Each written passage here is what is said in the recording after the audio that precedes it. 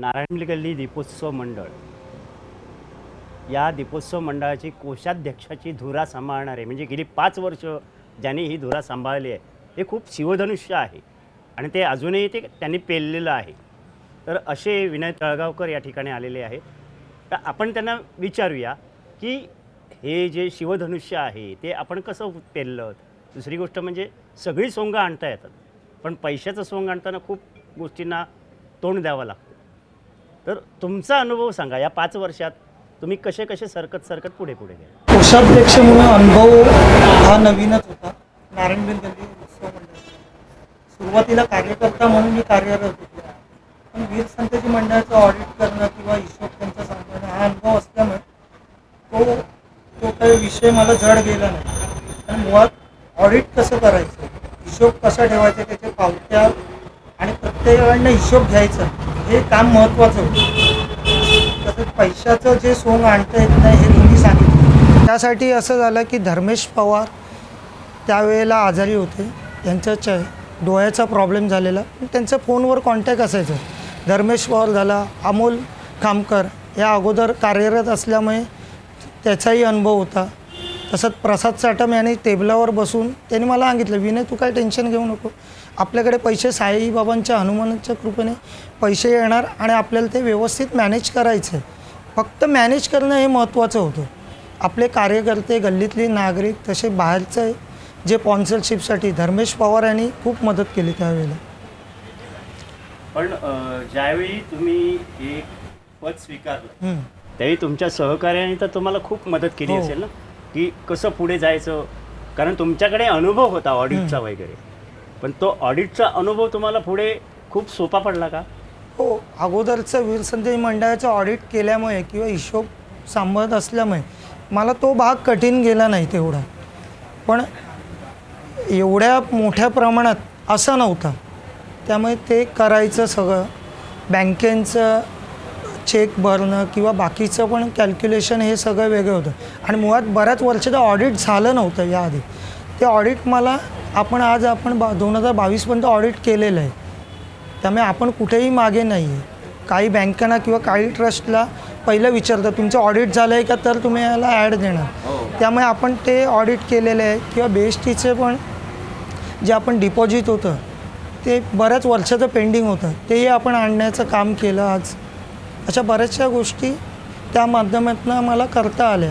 आणि असं तुम्ही धुरा सांभाळता आहात तर तुमच्याबरोबर सहकारी म्हणून कोणी सेपरेट आहे का, की ही धुरा तुम्ही कालांतराने त्याच्या खांद्यावर द्याल किंवा आणखीन तयार कराल कोणतरी, असं काही तुमचा मानस आहे का. हां, नक्कीच. जो ऑडिटच्या संदर्भात किंवा ज्याला अकाउंटच्या संदर्भात ज्ञान असेल आणि जो पुढे येईल त्याला नक्कीच हे सांभाळायचं. पण पुढे येईल तो भाग वेगळा आहे, पण तुमच्या नजरेत कोण आहे का बाबा हा पोरगा हे काम करणारा आहे, तर त्याला तुम्ही बरोबर घेऊन तुमच्या बरोबरीने. रोहित राणे, नितीन मुंज हे म्हणजे ह्या पदाला योग्य आहेत, कारण त्यांचा तो भाग आहे, त्यांच्या अभ्यासातला म्हणा किंवा कार्याला स्वतःच्या ऑफिसचा भाग आहे, तो हे करू शकतात ते कार्य. कारण खजिनदार म्हटलं ना, हिशोब हा एक गावठी पद्धतीत वेगळा असतो आणि आपलं प्रत्यक्ष ऑडिट होते हा वेगळा असतो. त्याला तेवढा तत्पर माणूस लागतो, असं कोणी करतोय असं हे नाही आहे असं. पण आता तुम्ही हे जे पद सांभाळत आहे, आता नवीन येणारी पिढी आहे ही डिजिटल माध्यमातून चाललेली आहे. तर डिजिटल माध्यमाचा वापर तुम्ही कोषाध्यक्ष म्हणून कुठल्या पद्धतीने करायचा विचार. तो खूप सोपा जाईल ॲक्च्युली डिजिटल, कारण ऑलरेडी तुमच्या टॅलीवर इंट्रा झालेले असणार. तुम्हाला फक्त तो खर्च वेगवेगळा मांडायचा आहे आणि तुम्हाला कॅल्क्युलेशन करायलाही बराच वेळ लागतात. आपण परत चेक करतो. ते डिजिटल माध्यमात टॅलीवर करताना हा काही प्रश्न नाही, तुम्ही एकदाच एंट्री टाकायची आणि त्याचं उत्तर तुम्हाला येते. बघ किती क्रेडिट झाले, किती डेबिट झाले, हे तुम्हाला परत करायची गरज नाही आहे. म्हणजे मीडियाचा खूप फायदा होऊ शकतो. मग आता तुमचं हे येणारी पिढी आहे, मग आता नाही म्हटलं तरी आता नवीन पिढी ही 20-22च्या दरम्यानची पिढी आहे जी आता कार्यरत होते आहे, ज्यांना आवड निर्माण झाली ते येत आहे. तर त्यांना तुम्ही काय तुमचा अनुभव सांगाल. नक्कीच मी त्यांच्या पाठीशी असेल. ऑडिट करणं किंवा कुठच्याही प्रकारचं जे खजिनदाराच्या माध्यमातून किंवा इतर ग्राउंड लेवलला पण ते सर्व करायची माझी तयारी असेल त्यांच्यासोबत. आणि हे आपण आपला उत्सव मुंबईतला जो पहिला दीपोत्सव आहे हा आपण आता घराघरात पोहोचवतो आहोत. तर त्यासाठी आपल्याला आणखीन काही गोष्टी करता येतील का, असा काही आहे का डोक्यात विचार? आता हा माणूस म्हणजे कसं, हा पुढे चालू पण काय, आम्ही उत्सव बघितला, आम्ही त्यावेळेला शालेय स्पर्धेत क्रीडा स्पर्धेत जे भाग घेत होते त्याचा आम्हाला उपयोग शाळेत झाला किंवा इतरही कबड्डी क्षेत्रात वगैरे हे झालं. आम्ही कुठे मागे नव्हतो. ते पहिल्यापासून जे उत्सवात आम्ही भाग घेतल्यामुळे हे पुढच्या पिढीला पण व्हावं, की माझी मुलगी असेल किंवा आणि त्याच्या आजूबाजूची मुलं असतील, ह्यांना तो भाग आपल्या शाळेचे नंबर घेताना किंवा आणि राज्यस्तरीय आंतरराज्यस्तरीय बक्षीस घेताना हा नक्कीच उपयोग होईल. नाही, पण कसं आहे, आपण ज्यावेळी उत्सवात ज्या स्पर्धा घेतो म्हणजे काही आपल्या लोकांची उदासीनता असते, नको माझ्या पोराला नको पाठवू, ही खोडून काढण्यासाठी आपल्याकडे काय आहे उपाय? आपण त्यांना बाबा नाही तुमच्या मुलांना पाठवा तर तुमचा मुलगा इथे डेव्हलप होईल. आपण बक्षिसाचा प्रकारही बदलला आहे. पहिलं जुन्या लोकांचं असं होतं की भांडी त्यावेळेला नसायची, त्यामुळे ती भांडी देत होते की जेणेकरून संसाराला हा हातभार लागेल. आता आपण ते बक्षिसाचं स्वरूप बदललं आहे. आता आपण 10वी-12वी शालांत लोकांना एक चांगली फाईल किंवा त्यांना लॅम्प असं शालेय वस्तू देतो. लहान मुलांना स्केच कलर किंवा त्या संदर्भात कंपॉस असे वस्तू देतो, जेणेकरून त्याचा उपयोग व्हावा, मायावर पडून राहू नये. किंवा त्यातूनही अजून आपण स्वरूप त्याचं बदलू शकतो, जसं वेगवेगळं हे होईल तसं. पण जेणेकरून ती दिलेल्या वस्तू या यूज व्हाव्या, तुम्हाला वापरायचे, तुम्ही गिफ्ट म्हणून देऊ शकता. पण कसं आहे, ही मुलं खाली उतरणं, स्पर्धेत भाग घेणं वगैरे, हे आपल्याला त्यांना त्यांच्या वडिलांच्या किंवा पालकांच्या माथी मारणं आणि त्यांच्या डोक्यात उतरवणं महत्त्वाचं आहे. कारण बऱ्याच वेळा असं होतं की नको रे आपण बाहेरगावी जाऊया वगैरे असले प्रकार होतात. तर तसे होऊ नये. आपली मुलं ही सक्षम व्हावीत सगळ्याच दृष्टीने, मानसिकदृष्ट्या, डोक्याने, अभ्यासाच्या दृष्ट्या. तर त्यासाठी आपले प्रयत्न आपण चालू करणार आहात का? मुळात हा भाग आपल्या गल्लीसाठी येत नाही, कारण मी तर सांगतो आपली गल्लीतले नागरिक तर कुठेच जात नाही, पण माहेरवासनी आहेत त्याही मुद्दाहून 4 दिवस येतात. कारण फक्त नारायण मिल गल्लीत फक्त दिवाळी आहे हे समजते, बाकी इतर कुठेही दिवाळीचे 4 दिवस संपले भाऊबीज की काहीच समजत नाही. दिवाळी कशाला म्हणतात किंवा काय. आज आम्ही प्रायोजकांकडे जातो, ते आम्ही याला विचारतात की तुम्ही अरे तुमच्या घरी दिवे लावणार, लायटिंग करणार, मग त्याचे पैसे आमच्याकडनं कशाला मागताय?